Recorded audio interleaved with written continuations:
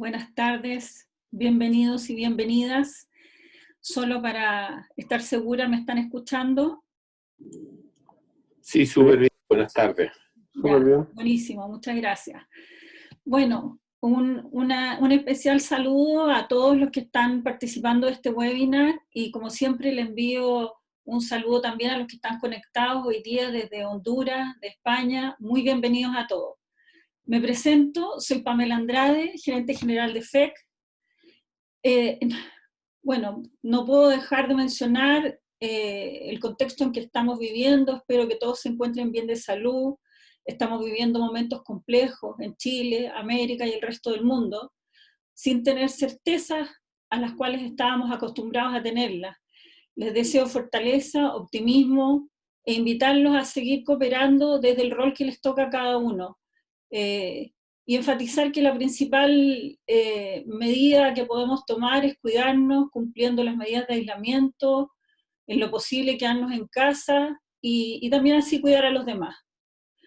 Hoy Familias Empresarias quiere contribuir con este noveno webinar, Perspectivas Económicas en COVID-19, que esperamos será de gran apoyo para saber cómo estamos y qué nos espera en materia económica. Les comento que estamos grabando esta sesión y que posteriormente les haremos llegar el acceso a la grabación. También les quiero contar que la sesión está planificada para una duración de 1 hora aproximadamente y, como siempre, me voy a tomar unos breves minutos para explicarles cómo comportarnos dentro de esta plataforma en la cual estamos, que es el Zoom Meeting, con el fin de facilitar la experiencia para todos.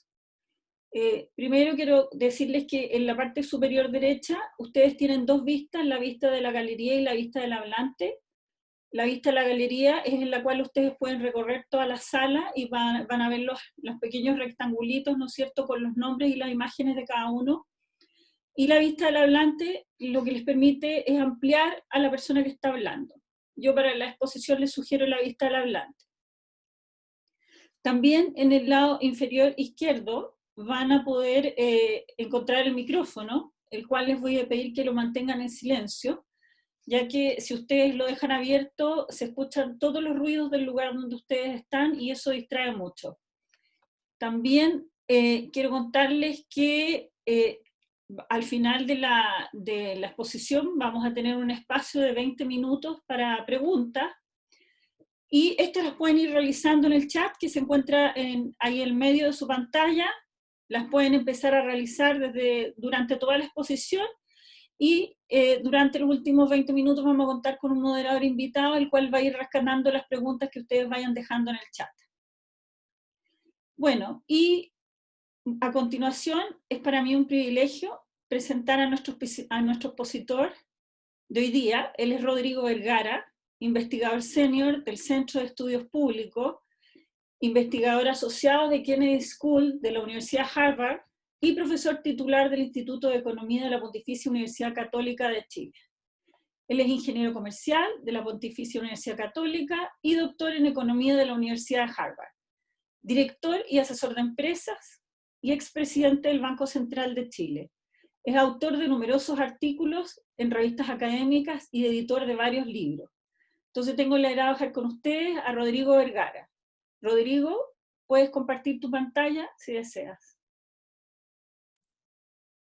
Muchas gracias, Pamela. Buenas tardes a todos y parto agradeciendo a Familias Empresarias de Chile, a Andrés de Pial, su presidente, y a Pamela por la invitación a estar hoy día con ustedes. Así que para mí es un gran placer compartir con ustedes algunas reflexiones sobre la situación económica. Déjenme, voy a compartir pantalla.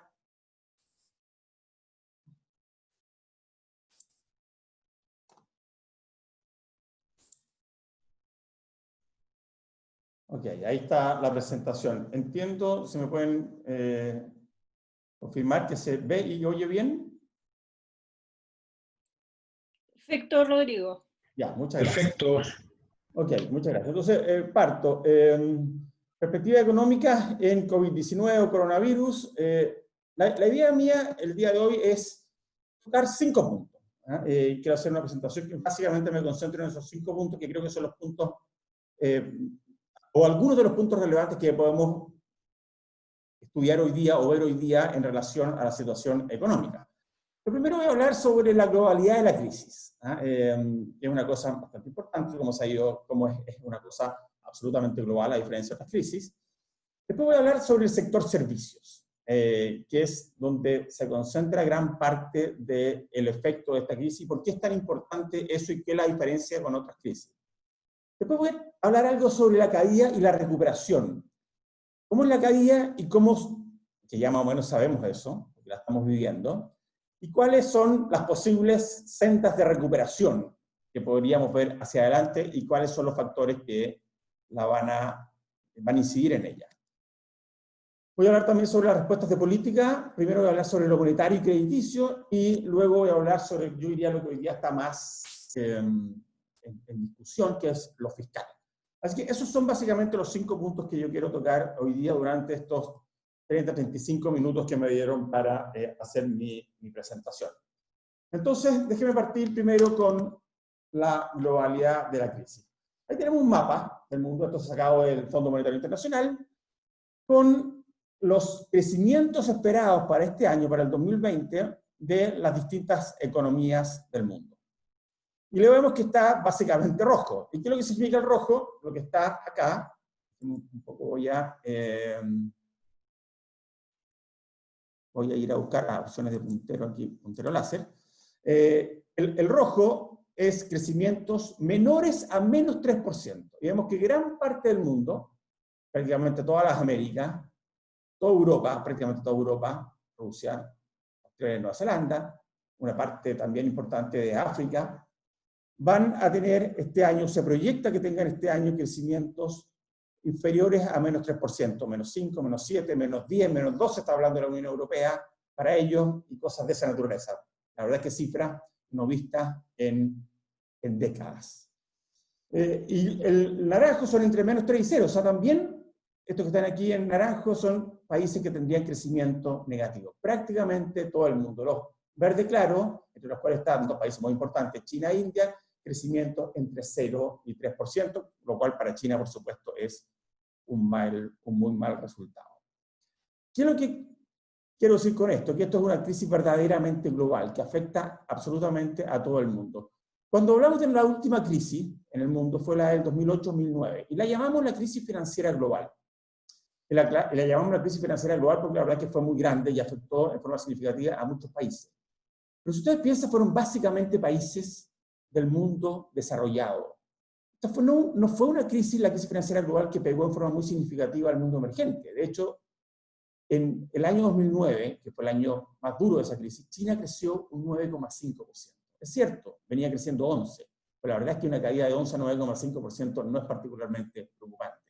Y el resto de los países emergentes, India y otros, también crecieron, y las economías emergentes como Chile, que cayeron en el 2009, cayeron muy marginalmente, y luego se recuperaron muy rápidamente a partir del año 2010. Recordemos, de hecho, que Chile creció en el 2010 cerca de 6%, al igual que el 2011 y el 2012. Entre 5 y 6% creció durante todos esos años. Esta crisis, en cambio, afecta en forma mucho más amplia al mundo y, por lo tanto, la podemos llamar realmente una crisis global. Mucho más amplia y mucho más profunda que la última crisis que vivimos, que fue la de la crisis financiera global. Valga la redundancia, esto es mucho más global que aquello. Y de hecho ahí tenemos, por ejemplo, lo que ha pasado con el sector manufacturero, los PMI, las compras manufactureras. En el mundo desarrollado tenemos Estados Unidos, la zona euro, Reino Unido, Japón. Y vemos que las caídas que se producen aquí son muy severas. En prácticamente todo el mundo, y aquí estoy tomando las principales economías del mundo, no más que eso, tenemos caídas muy fuertes en el PIB, y particularmente en el sector manufacturero y también en el sector servicios, que, como les decía, es algo que voy a ver en detalle más adelante. Para no ser todo pesimismo y para mostrar algo más de optimismo, lo que sí podemos ver es que a partir de niveles muy bajos, algunas de estas economías empiezan a mostrar alguna recuperación. Una recuperación muy leve, muy suave, todavía muy lejos de los niveles previos a la crisis, pero al menos para ella, al menos en esta etapa, pareciera que lo peor de la caída ya está atrás, lo que obviamente no significa que nos estaremos recuperando y que lleguemos al nivel previo rápidamente, pero sí que esa caída violenta se produjo básicamente en los meses de marzo y abril. Estamos en niveles bajos, pero con un nivel algo mayor que existía que se tuvo en el mes de abril. Y digo por lo menos en esta primera parte, porque tampoco sabemos si eventualmente va a haber rebrotes. Si hubiera rebrotes, es perfectamente posible que tengamos después de esta subida una nueva caída, ¿no? Pero al menos eso es lo que lo vemos hoy día. Quizás uno de los datos más impresionantes que hemos tenido en el último tiempo ha sido el fuerte incremento en la tasa de desempleo en Estados Unidos. Estados Unidos, que venía bajando su tasa de desempleo de forma muy significativa, que había llegado a niveles de 3,5%, cifras no vistas desde finales de los 60. Aquí estamos hablando de más de 50 años de tasas de desempleo baja. El desempleo sube violentamente y llega a cerca de 15% en la última medición. Una noticia algo más positiva es que las solicitudes de seguro de desempleo en Estados Unidos se han empezado a reducir, no en términos de stock, pero el flujo nuevo que va entrando. Se espera que la próxima cifra de desempleo, que sale, si no me equivoco, mañana, o estos días, sea algo más alta que esto y eventualmente se acerque a 20%. Pero se estaría llegando a un pic, igual es un pic bastante alto en materia de desempleo, por cierto.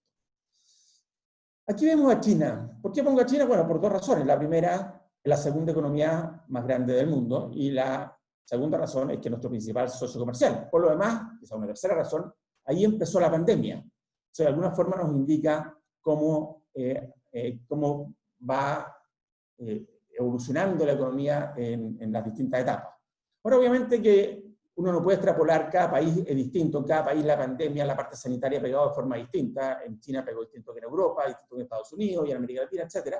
Pero aquí tenemos una caída muy fuerte que se produce un poco antes, se produce básicamente en enero y febrero, y en marzo empieza a recuperarse. Así todo el crecimiento del primer trimestre de la economía china fue negativo, de hecho cerca de una caída de 6%, es el crecimiento más negativo desde el año 75.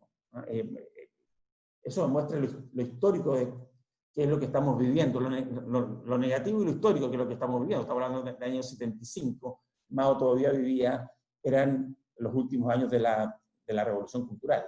Desde entonces no había habido una caída tan fuerte del PIB. No obstante, a partir de marzo se recupera y los últimos meses se ha mantenido en niveles, esto es PMI, o sea, compra manufacturera, sobre 50 es positivo y por lo tanto se ha mantenido en torno a esos niveles. Si uno ve en el caso de China, en los servicios también ha habido una cierta recuperación. Aquí tenemos precisamente el tema de los servicios. Esto, como yo les decía al principio, es una crisis que se manifiesta muy violentamente en el sector servicios. ¿Y por qué se manifiesta violentamente en el sector servicios? ¿Y por qué eso es diferente a otras crisis? Se manifiesta violentamente en el sector servicios porque se produce algo, bueno, que todos lo sabemos, que todos lo vivimos en el día a día. Se cierra la economía, la gente no puede salir a trabajar. Entonces, piensen, y lo vemos también todos los días, todos tenemos ejemplos de gente muy cercana a nosotros, o nosotros mismos, digamos, un profesional, pensemos, que presta servicios de nivel medio alto, un kinesiólogo, un dentista, un doctor, etcétera, que simplemente no puede prestar sus servicios porque la economía está cerrada, al menos en esa parte. No todos, obviamente, pero en gran parte. Pensemos en servicios que son de capital humano menos especializado, como, no sé, el jardinero, la persona que es un aseador, etcétera. También son servicios que nos están prestando. Y asimismo, en educación y en una serie de sectores de la economía, subsectores dentro del sector servicios, esto está pegando muy fuerte.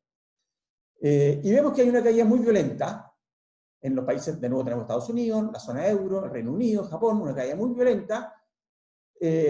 Una pequeña recuperación en el último mes, lo que, insisto, que no quiero ser del todo negativo, porque la verdad es que la caída es muy fuerte, estamos muy lejos de los niveles previos, pero al menos pareciera ser que este nivel tan bajo se superó, al menos en esta etapa que estamos. Pero yo les decía, ¿por qué ¿Por qué además nos preocupa que esto pegue tan fuerte en el sector servicios? ¿Por qué el que pegue en el sector servicios la hace diferente a otras crisis? En primer lugar, porque el sector servicios es una parte muy significativa de la economía. Esto es el caso de la economía chilena. El sector servicios representa aproximadamente un 46,3% de la economía. Ustedes saben que en la medida que las economías se van desarrollando, van reduciéndose los sectores más básicos y van primero creciendo los sectores industriales y luego expandiéndose los servicios. De hecho, en las economías desarrolladas, el sector servicios es más de un 50% del PIB. Tenemos un 46,3% que está directamente afectado, y si a eso le sumamos transporte, que evidentemente está muy afectado, comercio, que es otro sector muy afectado, y construcción, llegamos a sobre el 70% del PIB. Está directa y significativamente afectado por esta crisis. Si vemos, en vez del PIB, los ocupados, el empleo, es muy parecido. Servicio, más transporte, más comercio, más construcción, llegamos a sobre 70% del total del empleo.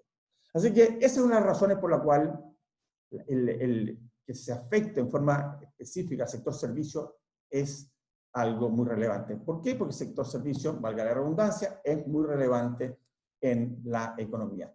Pero además tiene otra cosa importante el sector servicio. El sector servicio en general es un sector bastante menos volátil que el resto de los sectores de la economía. Cuando la economía está creciendo, está en un boom, en una expansión, crece, pero crece menos que el resto de los sectores. Cuando la economía cae menos que el resto de los sectores. Es menos volátil. Y por lo tanto, de alguna forma es un buffer, es un amortiguador a las fluctuaciones en la economía. ¿Okay? Hace que la economía fluctúe menos que si no estuviera este sector. Bueno, si este es un sector que es particularmente afectado, entonces es natural tener una fuerte fluctuación de la economía. Y eso es lo que estamos viendo ahora.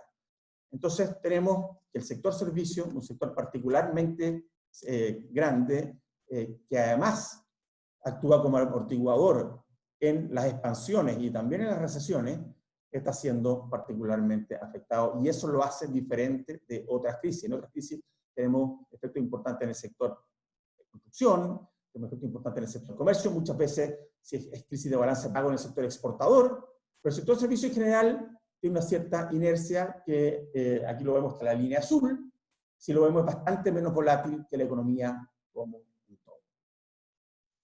Tercer punto que quería hacer. La caída es brutal. La pregunta entonces que nos tenemos que hacer ahora es ¿cómo será la recuperación? Y obviamente esa es la pregunta del $1.000.000. Es muy difícil saber cómo hacer la recuperación, pero tratemos de ver algunos números. Ahí tenemos la caída del IMASEC de abril, 14%. ¿Fue sorpresiva? A ver, yo creo que fue menos sorpresiva de lo que planteó la prensa, en el sentido que de alguna forma sabíamos que era altamente probable que la caída de abril fuera de 2 dígitos. Porque la economía se cierra, acuérdense, se empieza a cerrar a mediados de marzo y continúa este proceso durante el mes de abril.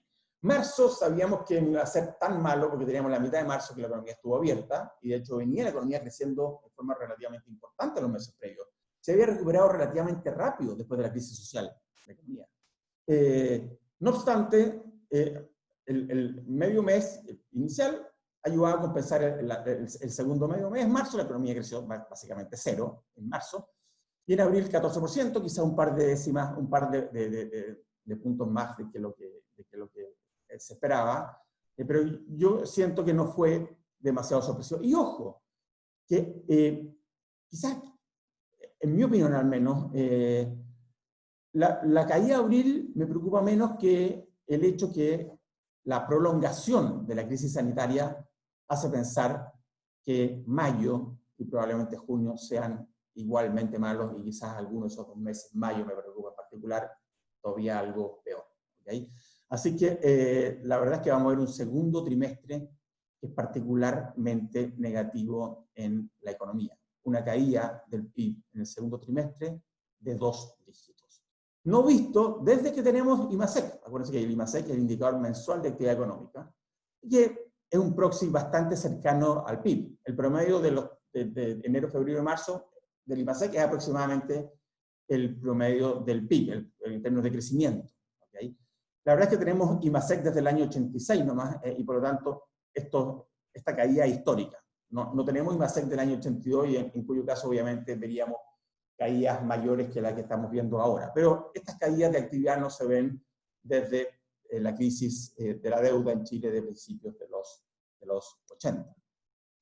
Ahí tenemos la variación trimestral anualizada del IMASEC, y vemos que básicamente la caída fuerte, esto es el azul y el naranja, son el IMASEC y el no minero. La caída es básicamente por los sectores no mineros, que son un 90% de los sectores. La minería se ha mantenido relativamente dinámica. No había un efecto tan significativo sobre la minería, al menos hasta ahora. Ahora, ¿cómo vemos esta crisis y cómo la podemos comparar con otras crisis u otros eventos del pasado? Y aquí tenemos distintos eventos, algunos yo diría son eventos, otros son crisis. Veamos, por ejemplo, a ver, quizás la más suave. Aquí tenemos en febrero del 2010 el terremoto, ¿cierto? El terremoto produce una fuerte caída del PIB, del IMASEC, que dura un mes y medio, y después la economía se recupera rápidamente. Yo ya les dije, el año 2010 la economía creció cerca de 6%. Después, déjenme mostrar, septiembre del 2008, esta es la crisis financiera global, que es verde.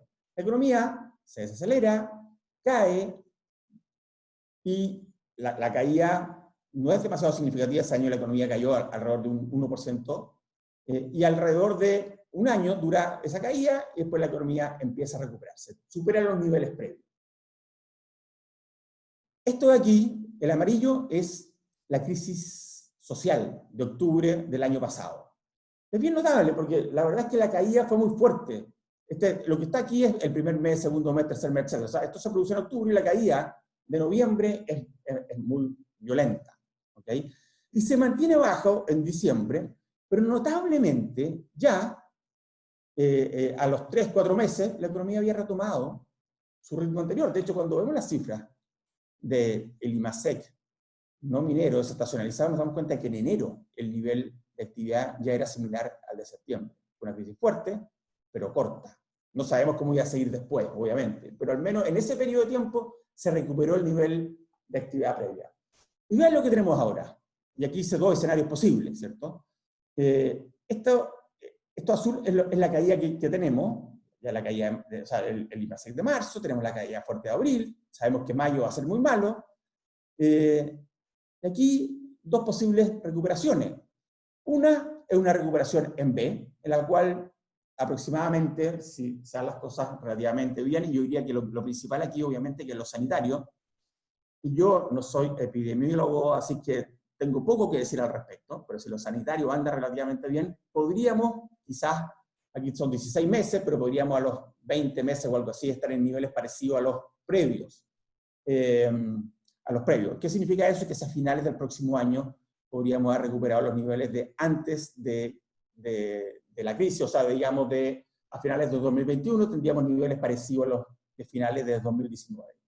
¿Eso es buena o mala noticia? Bueno, hoy día pareciera una buena noticia porque significaría que nos demoramos estos 2 años en recuperarnos y volver al nivel anterior.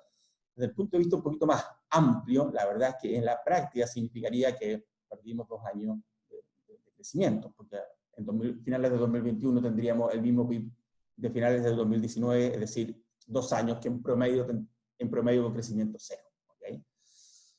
Y esto otro aquí, obviamente, con un escenario más pesimista, es una recuperación en forma de U, y si ese fuera el caso, estaríamos todavía 3-4 puntos por abajo del PIB hacia finales del próximo año, y por lo tanto significaría que nos demoramos un año entero más en volver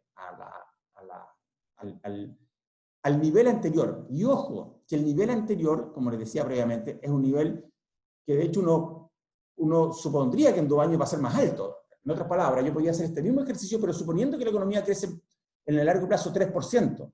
Y supongamos que entonces estamos con esta recuperación en B, y que ya vamos al nivel anterior. Bueno, significa que perdimos 2 años, por lo tanto todavía estamos 6 puntos, 3 cada año, por abajo de la tendencia. ¿Qué queremos decir al final aquí? Que independiente de cómo sea la recuperación en términos de la rapidez, va a ser difícil que volvamos a la tendencia anterior. Sí podríamos volver al nivel anterior durante la segunda parte del próximo año.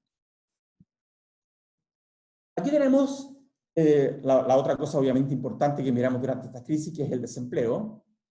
Me faltó, la verdad es que ahí el título debería ser tasa de desempleo de Chile. El INE llegó a 9% el mes pasado. Ahora, ojo que cuando vemos la tasa de desempleo del INE tenemos que tener en cuenta lo siguiente. En primer lugar, como sabemos, la tasa de desempleo del INE es un promedio ponderado de los últimos 3 meses, un trimestre móvil. Por lo tanto, la tasa de abril es la de febrero, marzo y abril. Entonces uno entiende que febrero está más bajo, marzo un poco más alto, abril mucho más alto. En el margen la tasa debería ser bastante más alta y por lo tanto lo que deberíamos esperar es que los próximos meses, cuando entre mayo y salga febrero, la tasa siga subiendo. Pero hay otra cosa importante en este número, y es lo siguiente: el desempleo sube fuertemente a pesar de que hay una cantidad importante de gente, cerca de 6% de la fuerza de trabajo sale de la fuerza de trabajo. Gente que los economistas llamamos el efecto desánimo. Se da cuenta que simplemente no hay posibilidad de encontrar trabajo. Perdieron su trabajo, están buscando trabajo, y se dan cuenta que no hay posibilidad de encontrar trabajo, y simplemente dejan de buscar trabajo, salen de la fuerza de trabajo. Eso obviamente no son considerados como desempleados, porque hay gente que no está buscando trabajo. La definición de desempleado es una persona que está buscando trabajo. Aquí no estaría buscando trabajo y por lo tanto no estaría desempleado. Y la fuerza de trabajo cae en abril un 5,7%. Esa es la cifra de la Universidad de Chile, que es un poquito más precisa en el sentido que no mide promedios móviles, sino que mide la última semana del trimestre. Entonces, hasta la última semana de marzo, el desempleo llegó a ese nivel, el 15%. ¿Y dónde están los principales aumentos del desempleo? Bueno, ya de alguna forma lo habíamos dicho: en construcción, en comercio, en servicios de gobierno y financieros, servicios personales, servicios comunales y sociales, transporte. Son las principales áreas de fuerte incremento del desempleo. La otra cosa que pasó que ha pasado en el mercado laboral durante este tiempo es una fuerte caída del empleo. El empleo cayó un 7,6%. Estas caídas son no vistas previamente. Tenemos que ir de nuevo 40 años atrás para ver cifras de estas magnitudes. El empleo cayó 7,6%. ¿Y qué es lo que cayó más? Básicamente el empleo en cuenta propia. Si ustedes piensan en el empleo en cuenta propia, un empleo que en general se asocia en muchos casos con servicios. En este caso, servicios no profesionales, servicios de menor calificación, si quieren, pero son servicios. Cayó menos los asalariados. Es interesante lo que ha pasado o lo que están mostrando los activos financieros. Esta línea aquí es cuando el COVID llega básicamente a Occidente, ¿okay? En febrero, finales de febrero, principio de marzo. Y obviamente las bolsas en el mundo, y aquí tengo las principales bolsas del mundo, y Chile, que es la verde, tiene una caída muy violenta. Pero interesantemente después de eso se han recuperado. Entonces la pregunta que hoy día nos hacemos: ¿por qué se han recuperado el precio de los activos, las bolsas? ¿Por qué, por ejemplo, en Chile vemos que el tipo de cambio ha bajado tanto? Hay muchas razones para eso. Después, si quieren, lo hablamos. No sé si va a tener tiempo en la presentación, pero quizás las preguntas. Y ahí la verdad es que hay muchas respuestas. Una posible respuesta es simplemente que los mercados financieros no están reflejando lo que está pasando. Ahora, eso es un poquito arrogante en el sentido de decir, bueno, pero ¿por qué ellos sí? ¿Por qué ellos no ven y yo sí veo? La verdad es que de alguna forma es un puzzle. De alguna forma yo diría que hoy día los mercados financieros están visualizando una recuperación más rápida que quizás que la que ve el común, o vemos el común de la gente, no sé. Pero es muy interesante cómo se ha recuperado el precio del activo. Una tercera explicación es también que los bancos centrales en el mundo han introducido una cantidad enorme de liquidez, y eso ha hecho que los precios de los activos se hayan recuperado. No han vuelto a los niveles anteriores, pero es bien interesante la recuperación que han tenido. En Chile también ha habido alguna recuperación, pero bastante más leve. Y algo parecido, como les decía, ha pasado con el tipo de cambio. Estos son tipos de cambio, distintas monedas con respecto al dólar, de mercado emergente, el sol peruano, el peso chileno, Colombia, etcétera, México, Brasil. Y en todas también vemos una fuerte depreciación en toda excepción de Argentina, una fuerte depreciación, la depreciación es particularmente violenta en Brasil, y después una apreciación. No vuelven en la mayoría de los casos a sus niveles previos, quizás con la excepción de Perú, pero hay una vuelta hacia niveles más bajos. Ok, déjenme decir, dado esto, ¿cuáles son los factores de riesgo que yo veo en la recuperación? El primero y el más importante es el riesgo sanitario. Evidentemente, a ver, si uno mira el mundo está volviendo, se está abriendo. Y cuando vemos Europa, se está abriendo los servicios, se está abriendo el turismo, vemos los que se empiezan a llenar los cafés en París, vemos que de alguna forma se está retomando la actividad económica. Por supuesto es una gran noticia. La pregunta que nos hacemos, bueno, pero eso depende obviamente de que el tema sanitario se mantenga controlado. Hoy día se mantiene controlado en esos países. Cuando uno ve los contagios y las muertes en países que tuvieron contagios y muertes muy altas, como Italia, como España, la verdad es que están en niveles bastante bajos. Pero siempre está, supongo en estos casos, el riesgo de un rebrote, que hay una segunda ola. De hecho, la historia de las pandemias, aquí me refiero a la injustamente llamada gripe española, muestra que se producen rebotes, no tan fuertes como el primer brote, pero se producen rebotes. Así que, obviamente, tenemos un riesgo ahí. No soy un experto, así que no tengo mucho más que decir respecto a esto. El escenario externo es también, sobre todo para nosotros, obviamente estoy hablando de Chile, un riesgo. ¿Qué pasa si el mundo no recupera? Chile es una economía pequeña, abierta, y por lo tanto lo que pasa en el resto del mundo es tremendamente importante. A mí eso me preocupa menos. Veo que el mundo de alguna forma está empezando a recuperarse, o sea, perdón, está llegando a su...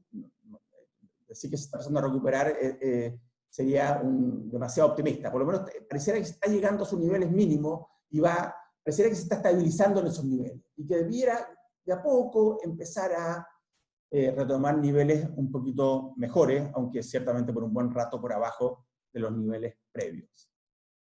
Lo otro muy importante en estas crisis es el canal del crédito. Es importante, es clave que el crédito siga fluyendo. Sabemos, la historia sí lo muestra, la historia de las crisis económicas sí lo muestran, que cuando una crisis se transforma en una crisis financiera, el impacto se duplica, el impacto es muchísimo mayor, es mucho más intenso. ¿Por qué? Porque el crédito de alguna forma mantiene moviéndose a la economía. Cuando se daña el canal del crédito, aquí me estoy refiriendo principalmente a los bancos, pero en general a todos los actores del sistema financiero, la recuperación es mucho más lenta. Piensen, por ejemplo, en la crisis chilena de la deuda del año 2002-2003. Fue una recuperación primero una crisis extraordinariamente severa y una recuperación lenta. Obviamente que ahí se dañó el canal del crédito. Piensen en el mundo desarrollado, en la crisis financiera global de 2008-2009. ¿Por qué, sobre todo los europeos, Japón, etc., seguían hablando de esa crisis 7, 8, 9 años después? Bueno, básicamente porque se había dañado el canal del crédito. Así que es tremendamente importante que en el fondo el sistema financiero, la banca, siga sólida. Creo que ahí tenemos una relativamente buena noticia. En mi opinión, así es. Obviamente la crisis social es otro factor de riesgo. Tuvimos previo a esto una crisis, la llamamos la crisis social. De alguna forma pensábamos que volvía con mucha intensidad este año, pero se sobrepuso a eso la crisis sanitaria. Una vez que se haya pasado la crisis sanitaria, la pregunta que nos hacemos, bueno, ¿vamos a volver a una crisis social? Y si así va a tener un impacto mayor en la economía, es otro de los riesgos. Déjenme ir ahora al cuarto punto que quería tocar, que es esto de la política monetaria, liquidez y crédito. Me parece a mí que el Banco Central ha actuado rápidamente y en forma muy oportuna y agresiva, como correspondía a esta crisis, una baja muy significativa de la tasa de interés de política monetaria, que hoy día está en su mínimo histórico, que es 0,5%. Y lo hizo de una vez, extraordinariamente rápido. El mercado además espera que esta tasa se mantenga por un periodo largo de tiempo. Es difícil pensar que el Banco Central va a mover esta tasa, sabiendo que la economía se va a mantener débil por un periodo largo de tiempo, y sabiendo además que no vemos presiones inflacionarias. De hecho, no hay presión inflacionaria hoy día en el mercado, en el mundo en general. Y aquí lo que ha pasado, básicamente hemos tenido una caída muy fuerte de las tasas de interés de largo plazo. hemos tenido una caída fuerte de la tasa de interés de largo plazo en el mundo y en Chile, y eso evidentemente es positivo porque implica que el mercado financiero está funcionando y que el mercado a largo plazo está activo. Ahora, evidentemente, lo que nos tenemos que preguntar es, bueno, estas son las tasas de los papeles del Banco Central, ¿qué es lo que pasa con los bonos corporativos? Y la verdad es que los bonos corporativos inicialmente tuvieron una fuerte alza, con un aumento muy importante del spread, del riesgo, pero luego se han ido normalizando y han ido bajando y están funcionando, yo diría, relativamente bien ese mercado. Obviamente, este es el mercado de capitales. ¿Y cuáles son las políticas básicamente que se han tomado en eso? ¿Cuáles son las medidas? Bueno, y las medidas que ha tomado el Banco Central, y no solo el Banco Central, otras instituciones. La primera, la compra de bonos directamente del Banco Central. El Banco Central, ustedes saben, no puede comprar bonos de gobierno como hacen la mayor parte de los principales bancos centrales del mundo, pero sí puede comprar bonos bancarios, y lo que ha estado haciendo es comprar bonos bancarios de forma masiva. Ampliación de los colaterales para préstamos. Se pueden dar otro tipo de instrumentos como colateral, como garantía, para obtener préstamos por parte del sistema financiero. ADOF ya ha expandido notablemente la facilidad de liquidez para mantener el sistema de pago funcionando. Garantías para créditos, tenemos obviamente una política del Banco Central, una política del gobierno. Vemos que dio las garantías para este crédito COVID, que, bueno, básicamente una tasa del 3,5% por 3 meses de venta y con una serie de condiciones, que ha estado empezando a funcionar. En estas situaciones, y precisamente para que no se corte el canal del crédito, es importante todo este tipo de medidas, darle liquidez al mercado y además que los gobiernos actúen directamente para que el crédito fluya a quienes lo necesitan. Recientemente tomó otras 2 medidas. Uno, una facilidad de crédito con el Fondo Monetario Internacional por $24.000 millones.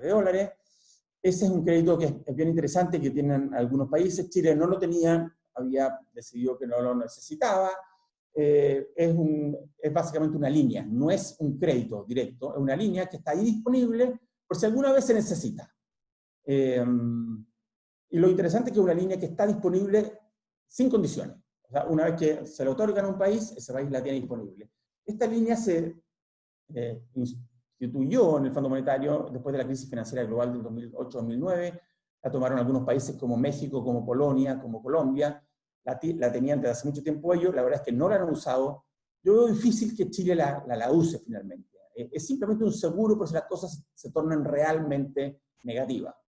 Me parece bien tenerla, pero difícil que se use.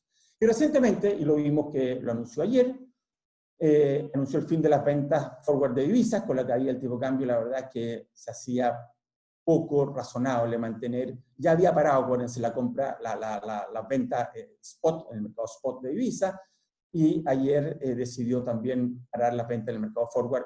La verdad es que se va a ir gradualmente reduciendo el stock, se espera que en 4 meses se acabe completamente la operación.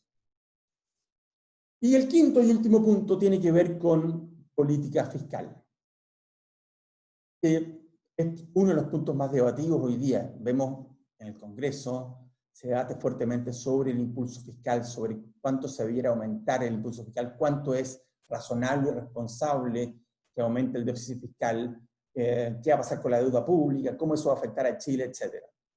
La verdad es que algo bien importante, lo que vemos este año es un déficit fiscal que va a estar en torno al 10% del PIB. Y es el déficit fiscal más alto, aquí tengo en este gráfico desde el año 1990, pero si uno se va para atrás, es el más alto desde principios de los 70, ¿no? Desde el 73. Un déficit fiscal elevadísimo, que va a llegar a 10%. La última cifra de la elección de presupuesto fue 8%, pero ya en un comunicado o en una conferencia de prensa con alguna cosa de esa naturaleza, ya hablaron de la posibilidad de llegar a cerca de 2 dígitos. La pregunta, por supuesto, que uno se hace es, ¿esto razonable o no razonable? Y mi opinión es que sí es razonable. A ver, Chile en el pasado ahorró recursos de forma importante. Tenemos una buena clasificación de créditos, tenemos acceso a los mercados internacionales. Si no hacemos una política fiscal expansiva hoy día, la verdad es que es difícil pensar que podamos tener una recuperación medianamente razonable o rápida, pónganlo como ustedes quieran. Entonces, hoy día hay mucha gente que puede percibir ingresos muchas empresas que están en problemas, entonces es razonable, en mi opinión, hacer una política fiscal agresiva. Obviamente que puede haber discusiones si este déficit en torno a 2 dígitos, en torno a 10%, debiera ser eso, o debiera ser menos, un poquito más, no sé, pero a mí me parece que lo que se ha hecho hasta el momento en materia de política fiscal es bastante significativo, y ojo que no descarto que eventualmente se tenga que hacer más. Así todo, nada de esto es gratis. O sea, cuando uno dice me parece razonable dadas las circunstancias, pero evidentemente acumular deuda tiene costo, ¿no? ¿Qué duda cabe? Lo que pasa es que el contrafactual o lo contrario de eso sería decir, ok, no tengo ningún déficit y no apoyo a nadie en la economía, lo cual tampoco, o sea, obviamente que no es razonable en estas circunstancias. Entonces, la proyección, aquí tenemos distintos países, por ejemplo, de déficit fiscal, y vemos que con la proyección oficial hasta ahora, y estaría aquí, en la mitad, y de hecho aquí, acuérdense que a la derecha implica más déficit, y la verdad es que a la medida que menos nos movemos al déficit que hoy día pensamos, en menos 10, Chile va a ser de los países con mayor déficit fiscal durante este año. Ahora, ojo con este gráfico, porque la verdad es que en todos los países el déficit está subiendo. Está subiendo por 2 razones, porque los gastos están aumentando, los países están haciendo, ayer por ejemplo Alemania anunció un nuevo plan de gasto, están haciendo nuevos planes porque se dan cuenta que esto es mucho más grande que lo que se esperaba, y además porque el PIB está cayendo más también de lo que se esperaba. Ahí tenemos el balance estructural, que va a llegar a un 4,5% de déficit, es el mayor también desde que tenemos balance estructural, política de balance estructural, que es básicamente durante los últimos 20 años. O sea, lo que tenemos es una política fiscal extraordinariamente expansiva, y en vista de eso, ¿cuáles son nuestras proyecciones de deuda? Hoy día, el año pasado, la deuda estaba en algo por abajo el 30% del PIB. Mi proyección es que este año probablemente lleguemos a algo así como 35% del PIB. Acuérdense que el déficit lo podemos financiar de 2 formas. La verdad es que como cualquier familia, el déficit se financia o con aumento de deuda o con disminución de activos. Chile tenemos los fondos soberanos y va a haber una disminución importante de los fondos soberanos. Y por eso el nivel de deuda no sube en los 10 puntos del déficit, suben algo menos que eso, porque parte se financia con activos. Y en mis proyecciones, como los déficits fiscales, no es fácil bajarlos rápidamente. Y ahí se produce un tremendo desafío a la política fiscal. Y el desafío es que los programas que se introduzcan tienen que ser lo más transitorios posible, para que no permanezcan en el tiempo. De alguna forma, ayudar a la gente durante la emergencia. Pero, una vez que la emergencia pase, esos programas se acaben. El problema es que muchas veces se hacen estos programas y se mantienen en forma permanente. De hecho, la crisis de 2008-2009 se introdujeron un estímulo enorme del PIB, y el problema es que parte importante de ese estímulo se mantuvo. Entonces aquí hay un tremendo desafío. Pero hoy día yo creo que no es descartable pensar que la deuda pública va a llegar en 3, 4, 5 años alrededor del 50% del PIB. ¿Es financiable esa deuda? Sí es financiable, pero ojo que ya estamos llegando a niveles los cuales debiéramos empezar a preocuparnos.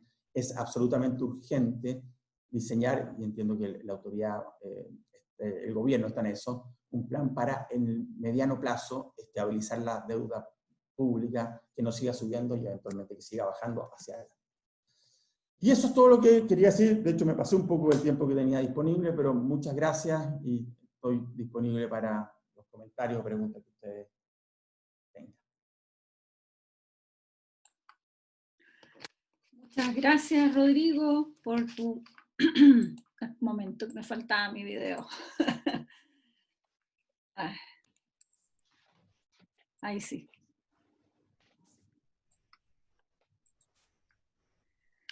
Muchas gracias, Rodrigo, por tu amplio y completo análisis sobre el severo impacto de esta crisis, sobre todo los indicadores relevantes de la economía y los posibles escenarios a esperar. Realmente muy completo, muchas gracias. Voy a invitar ahora a que tengamos un espacio de preguntas, por lo que les agradeceré realizarlas en el chat, y estas serán rescatadas por parte de nuestro moderador invitado. Él es Jaime Alé, director de Cátedra de Familias Empresarias en la Facultad de Economía y Negocios, FEN, de la Universidad de Chile. Jaime, por favor, adelante. Hola, buenas noches. Muchas gracias, Rodrigo, por tu completa presentación. La verdad es que ha sido una presentación muy fundada de desde dónde venimos y hacia dónde podríamos ir. Pero evidentemente hay muchos riesgos, tal como tú lo dijiste, y me imagino que deberíamos tener muchas preguntas. Tenemos algunas preguntas ya. ¿Alguien está preocupado, interesado en saber un poquito más qué sectores son los que, a los que te refieres cuando hablas de los servicios? Los otros rubros en general los tenemos claro, que son la industria, la minería, etc. Pero a alguien le gustaría entender mejor qué son los servicios que son tan relevantes. No sé si quieres que te hagamos una pregunta o te hacemos varias. Si quiere, Jaime, vamos de a tres para que haya más posibilidades de participar. ¿Sí? Perfecto, perfecto. Hay una preocupación por el tipo de cambio. En general, dada la situación internacional, no tenemos claro cuánto va a durar esta crisis, y hay muchos especialistas que hablan de una desglobalización de la economía, por no llamarle proteccionismo, que sería el nombre al cual estábamos más acostumbrados. Se supone que eso puede en parte cerrar mercados, pero también la experiencia que hemos tenido en Chile en el pasado es que se produce una sobreoferta de productos en el mercado internacional, que si no tenemos cuidado de repente nos dañan los productos nacionales. Sabemos que los commodities, los alimentos, los combustibles han bajado mucho de precio. En el caso de los alimentos, nosotros tenemos productos lácteos, carnes, frutas, vinos. Hay una serie de productos que Chile produce, que incluso exporta, pero que podrían estar expuestos a una competencia internacional un poquitito desleal. En ese sentido llama la atención, tal como tú lo mencionaste en tu presentación, que estábamos hace poco con un tipo de cambio que era 100 pesos más caro de lo que está hoy día. O sea, bajó 100 pesos en muy pocos días. Y entonces hay una preocupación respecto a qué significa esto, cuál es la causa, y cómo ves tú esta evolución hacia fines de año y vinculado con eso también el tema de la inflación. Ok. A ver, servicios. Servicio la verdad es que es algo que incorpora una serie de elementos. Y la suma de ellos es importante. Están los servicios que se llaman servicios empresariales. Llamémoslo una firma de ingeniería que le presta servicios a una gran minera que está haciendo un proyecto y no sé, tiene que calcular una serie de cosas. Bueno, eso es servicio. Ahora, es una empresa, o una empresa de servicios de auditoría, o una empresa de servicios profesionales en general, medioambientales, etc. Todo eso llamamos servicios, y ahí se llaman en general servicios empresariales. Son empresas que prestan servicios, y son muchas. Están los servicios personales, que ahí es donde está la gente, donde hay de todo, digamos. Bueno, en la parte de servicios empresariales también, por ejemplo, puede ser una sociedad médica. ¿Okay? Servicios personales son personas que prestan servicios. Y en general ahí también, yo les decía, están sectores un poquito más informales de la economía, pero también hay sectores formales. Perfectamente puede ser, a ver, desde el jardinero, el aseador, como les decía, la persona que hace una consultoría, cosas de ese estilo en forma personal, etc. ¿Okay? Están después los servicios, los servicios educacionales. Todo lo que tiene que ver con educación está ahí. Educación es parte de los servicios, y claramente ha sido afectado aquí. Yo le decía servicios médicos, salud en general también está metido acá. Y así, se me olvida exactamente todo el aspecto, pero si ustedes piensan en eso, ya hay una cantidad importante de PIB de la economía. Servicios empresariales, servicios personales, salud, educación, etc. Perdón, los servicios gubernamentales, que esa es una parte grande de la economía, todos los servicios públicos. El tipo de cambio. El tipo de cambio obviamente que es complejo, es una variable muy compleja de analizar. Ciertamente es la caída, yo diría que la rapidez, lo abrupto de la caída es bastante interesante. La verdad es que yo cuando el tipo de cambio estuvo en 8.60, por ahí, digamos, a mí me parecía que, si uno mirara, no mostré ahora por motivo de tiempo, el tipo de cambio real, me parecía que estaba demasiado alto. ¿Okay? Pero el hecho de que se haya caído de esta forma en un periodo tan corto de tiempo también es una sorpresa. Ahora, ¿qué es lo que está? ¿Qué factores sabemos, más allá de que hay muchos que no sabemos, pero tratamos de ver qué factores sabemos que está influyendo en el tipo de cambio hoy día y en esta caída? El primero, ha estado subiendo, y eso obviamente es una buena noticia para Chile, el precio del cobre. ¿Cierto? El precio del cobre ha estado subiendo, se ha ido acercando a los $2.50. China, como les mostraba, de alguna forma se ha recuperado, está demandando commodities de forma importante. No, eso no solamente se aplica al cobre, sino que también se aplica a algunos otros commodities. Sabemos eso. También sabemos que hubo un cambio masivo en afiliados de las AFP, desde el fondo A al fondo E, por la recomendación de asesores provisionales, y eso implica entonces la traída de inversiones de afuera hacia Chile, por lo tanto la venta de dólares, y eso es un monto significativo. También, ojo, este déficit fiscal que tiene el fisco se financia, acuérdense, con la venta de activos o endeudamiento, y parte importante de eso es en dólares. O sea, el fisco también ha estado vendiendo dólares en forma importante. Y por último, hay un efecto también de una mejor, que tiene que ver un poco con lo que yo les decía del peso de los activos financieros, una percepción algo mejor hacia adelante en el mundo respecto a la economía, producto precisamente que la economía se está abriendo. ¿Okay? Ahora eso puede cambiar rápido, todo lo anterior puede cambiar rápidamente, pero producto de la economía se está abriendo y una percepción algo mejor. Yo creo que esos son 4 factores que han incidido en la caída del tipo de cambio, más yo diría un efecto adicional, que es un efecto que estaba muy depreciado originalmente.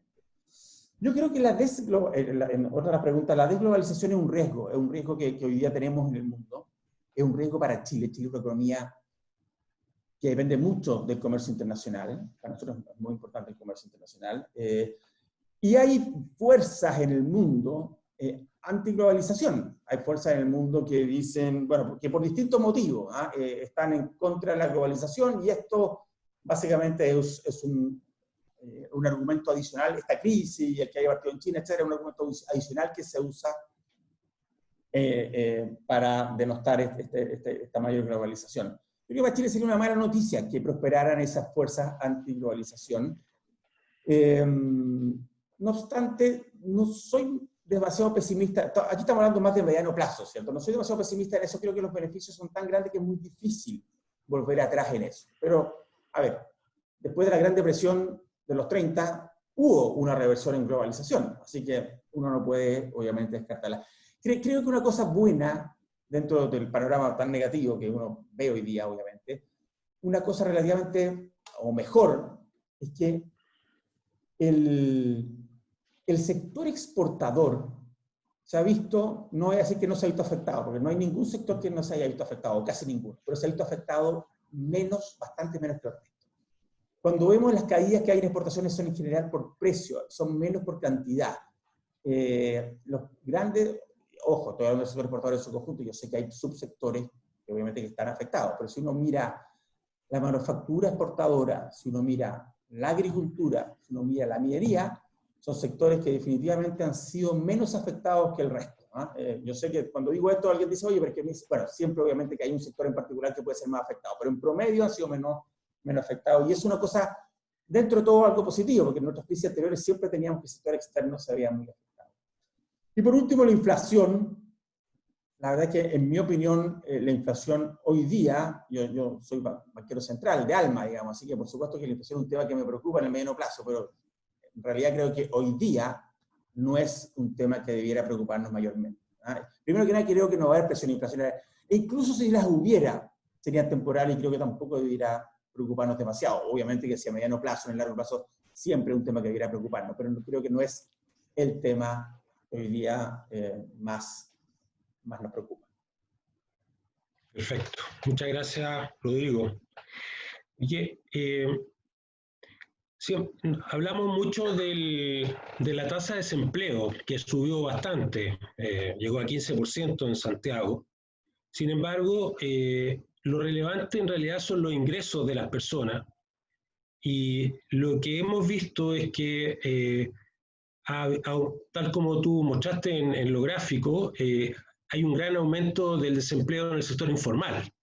Primero. Segundo, hay muchos trabajadores que están cobrando subsidios de cesantía. Hay otros trabajadores que están en una especie de, con un contrato vigente, pero que están con un ingreso que es una proporción de lo que ellos ganaban.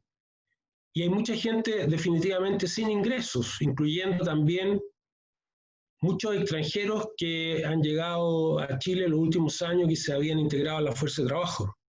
Entonces, la pregunta es qué va a pasar con el consumo, con la demanda, con esta cifra de personas que están hoy día con ingresos muy limitados. Y por otra parte, otro factor de demanda importante es la inversión. Y bueno, desde el estallido de violencia del fines del año pasado, que fue acompañado por un gran apoyo en la encuesta, por las movilizaciones, con un sentimiento anti-empresa privada, en general ya hubo una gran postergación de proyectos y cancelación de proyectos, y a lo cual se ha sumado el efecto de la pandemia. Entonces, ¿cómo estimas tú que este otro factor de demanda, que es la inversión, va a poder evolucionar? Tenemos los dos factores que definen esto, que son el consumo, que tiene que ver con los ingresos de la población, y la inversión. Me gustaría que nos explicaras cuál es tu visión de cada uno de estos elementos. Sí, a ver, obviamente es muy importante la pregunta, porque son dos variables que son extraordinariamente importantes. De hecho, el consumo es, ustedes saben, digamos, la mayor parte del PIB, 2/3, poco más. Y están siendo muy afectados. Y no solo están siendo muy afectados, sino que como que cuesta pensar en, bueno, cómo se pueden recuperar, digamos. Ahora, déjenme decir una cosa, digamos. La pandemia es transitoria. El problema es que no sabemos cuán transitoria es, pero sabemos que es transitoria. En algún momento se va a acabar. En algún momento esto se va a empezar a recuperar. Ahora, eso puede ser muy largo o muy corto, y ahí obviamente que tenemos una serie de dudas y distintas visiones, etc. Pero bueno, a ver, respecto al desempleo, los ingresos, consumo, en estas circunstancias es absolutamente inevitable que tengamos un efecto mayor sobre esa variable. Mayor. Y ahí se entienden entonces los programas que ha implementado el gobierno y que sigue implementando, y que en mi opinión va a tener que seguir implementando, y probablemente va a tener que fortalecer algunos de ellos, hasta ahora y en el futuro. La gente está recibiendo subsidios de cesantía, y es básicamente este programa de protección del empleo. Usted sabe que el programa de protección del empleo empezó a operar a principios de abril. Antes de eso, el aumento en el desempleo fue brutal. Lo que hace este programa de protección del empleo, bueno, todos ustedes conocen eso más que yo, básicamente la gente que es formal va y obtiene el seguro de cesantía, que es un porcentaje de su ingreso, obviamente no todo su ingreso, la empresa queda pagando las cotizaciones, las leyes sociales en el fondo.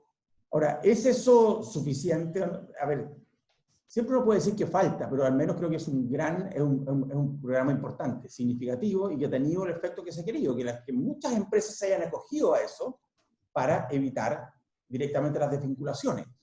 Al final, obviamente que no es la situación ideal, pero para un trabajador es mejor estar con un contrato suspendido que estar simplemente desvinculado, y más en estas circunstancias donde la posibilidad de encontrar trabajo es bastante baja.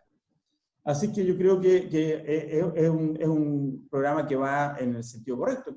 Además que creo que es probable que se tenga que extender por algún punto. Después están los informales, que también me mencionaban. Y ahí está este programa que se llama el IFE, el Ingreso Familiar de Emergencia, que fue muy discutido, que básicamente también se le entrega a, obviamente, un porcentaje de la población, los ingresos más bajos, un cierto monto por miembro del hogar, para que tengan ingresos, para que sorteen este periodo tan negativo. Ahora, todo esto ayuda, y yo creo que se tiene que hacer. Y por eso, de alguna forma, yo justifiqué. Hay mucha gente que dice, ¿por cómo debe ser déficit fiscal? Bueno, yo de alguna forma justifico el déficit fiscal porque creo que hay que hacerlo, no veo otra opción. Pero tengamos claro, ayuda, mitiga, no compensa. Es imposible compensar. Y por lo tanto, sí vamos a tener un efecto en el consumo. Perdón, no vamos a tener. Estamos teniendo un efecto en el consumo y un efecto importante en el consumo. ¿Okay? Particularmente, y como la verdad es que en todos estos casos, en el consumo de bienes durables. El de bienes no durables, alimentos y otros, es menos claro. Hay otras partes que no durables que también son muy claras, vestuario, qué sé yo, pero sobre todo en bienes durables hemos visto caídas de ventas de automóviles de 70%. Así que lo vamos a tener. Los programas que se están implementando son precisamente para mitigar, pero obviamente depende mucho de cómo evolucione la economía, y eso a su vez depende mucho de cómo evolucione los sanitarios. Así que vamos a tener un efecto en el consumo y en la demanda agregada. Esto lo mitiga. La inversión es súper importante. Cuando uno piensa en la inversión, piensa en el más largo plazo. Y ya veníamos con un efecto sobre la inversión, como se mencionaba en la pregunta, producto de la crisis social. La inversión, se han postergado muchos proyectos de inversión, la inversión va a estar más lenta. Y obviamente lo que a uno le preocupa es que eso disminuye la capacidad de crecimiento del país en el mediano y largo plazo. Así que creo que ahí tenemos un elemento importante. Al final, yo les decía, esto es transitorio, en algún momento va a pasar. El problema es que estamos en lo peor, entonces es difícil ver ese momento, pero en algún momento va a pasar. Y creo que una de las preocupaciones fundamentales, además de obviamente pasar lo mejor posible este periodo, es ver cómo podemos empezar a mejorar nuestra capacidad de crecimiento a largo plazo, que la verdad es que se ha ido deteriorando de forma importante. Ya no estoy hablando de este episodio, sino que estoy hablando de los últimos varios años. Gracias, Rodrigo. Tengo dos preguntas específicas, bien puntuales. Uno, ¿qué opinas de este impuesto a los ricos que se ha estado hablando? Y lo otro es una pregunta sectorial vinculada con la educación. El hecho de que el año escolar avanzado, hay muchas familias que no quieren mandar a sus hijos a la escuela, al colegio, y a la vez se están negando a pagar, digamos, las colegiaturas. Entonces eso puede poner en riesgo un grupo importante de organizaciones que son las escuelas que tienen algún tipo de pago por parte de los padres.